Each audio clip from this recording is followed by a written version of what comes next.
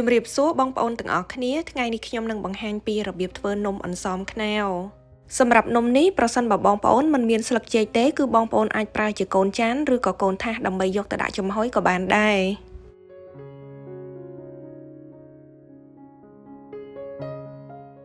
ចាននេះគឺជាគ្រឿងផ្សំសម្រាប់ធ្វើនំអន្សមខ្នោនេះគឺជាស្លឹកចេកសម្រាប់ធ្វើការវេចខ្ចប់តោះអញ្ចឹងយើងនាំគ្នាមកចាប់ផ្ដើមធ្វើទាំងអស់គ្នាជាដំបូងគឺយើងត្រូវយកសាច់ខ្នុរហ្នឹងមកហាន់ជាចំណិតវែងតូចៗហើយបរិមាណដែលខ្ញុំប្រើគឺចំនួន400ក្រាម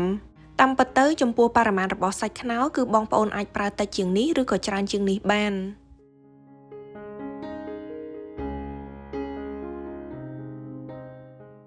បន្ទាប់ពីហាន់សាច់ខ្នុររួចហើយពេលនេះគឺយើងត្រូវយកអង្ករដំណើបហ្នឹងមកលាងសម្អាតវិញម្ដងអង្ករនេះគឺមានបរិមាណចំនួន2ខាប់ឬក៏420ក្រាមហើយខ្ញុំបានដាក់ត្រាំទឹករយៈពេល4ម៉ោងបន្ទាប់ពីដាក់ត្រាំទឹករួចគឺយើងត្រូវលាងសម្អាតអង្ករនោះម្ដងទៀតរួចហើយច្រោះទឹកចេញឲ្យអស់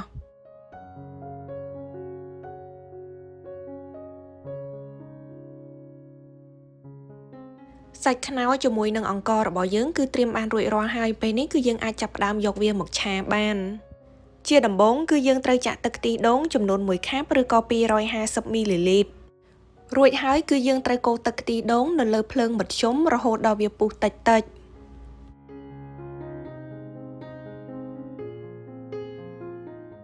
បន្ទាប់មកគឺយើងត្រូវដាក់ស្ករសចំនួន1/4ខាប់ឬក៏60ក្រាមអំបិល1/4ស្លាបព្រាកាហ្វេហើយត្រូវកូរស្ករសជាមួយនឹងអំបិលឲ្យរលាយល្អនៅក្នុងទឹកខ្ទិះដូងនោះ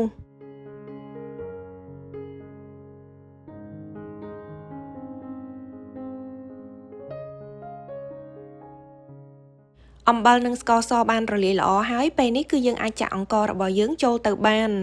រួចហើយត្រូវឆាអង្ករដំណើបនៅលើភ្លើងមធ្យមរហូតដល់ទឹកខ្ទិះដូងនឹងខាស់អស់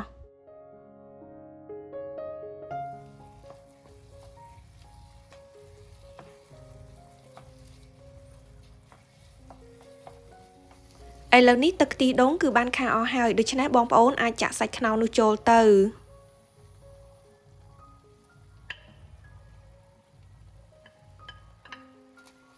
បន្ទាប់មកគឺត្រូវឆាត្រឡប់សាច់ខ្នុរជាមួយនឹងអង្ករដំណើបនោះឲ្យចូលគ្នាបានស្មើសាច់រួចហើយអាចលើកចុះបាន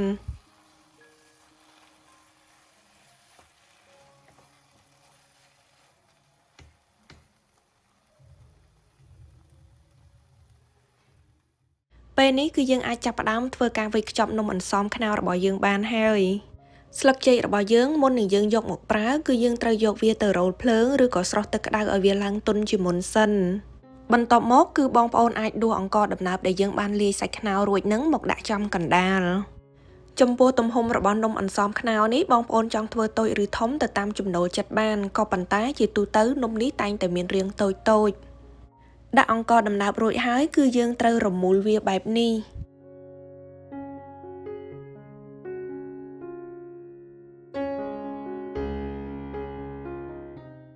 បន្ទាប់មកគឺយើងប្រើកូនស្លាបព្រាតូចហ្នឹងមករុញអង្ករឲ្យចូលណែនបែបនេះទៀត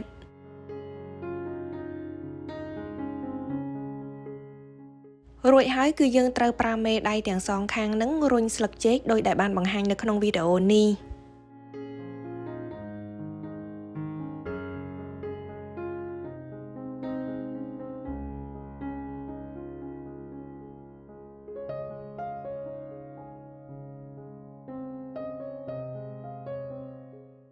អន្សមខ្នុររបស់យើងគឺធ្វើការវេចខ្ចប់រួចរាល់ហើយអញ្ចឹងយើងនាំគ្នាយកវាទៅដាក់ចំហុយទាំងអស់គ្នាហើយមុននឹងដាក់ចំហុយគឺយើងត្រូវដាំទឹកកន្លះឆ្នាំងឲ្យវាពុះសិន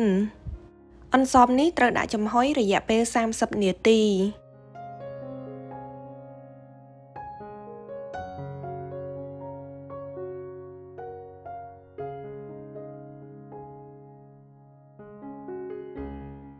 ចាឥឡូវនេះអន្សមខ្នុររបស់យើងគឺបានឆ្អិនរួចរាល់ហើយ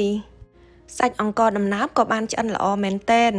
អញ្ចឹងក៏សូមអរគុណច្រើនចំពោះការទស្សនាវីដេអូមួយនេះហើយប្រសិនបើបងប្អូនមានយោបល់អ្វីគឺអាចសរសេរជា comment នៅខាងក្រោមបាន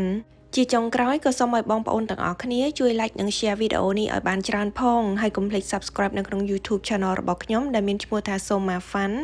និង Facebook Page ទាំងពីរផងដែរហើយចាំជួបគ្នានៅក្នុងវីដេអូបន្តទៀតអរគុណជម្រាបលា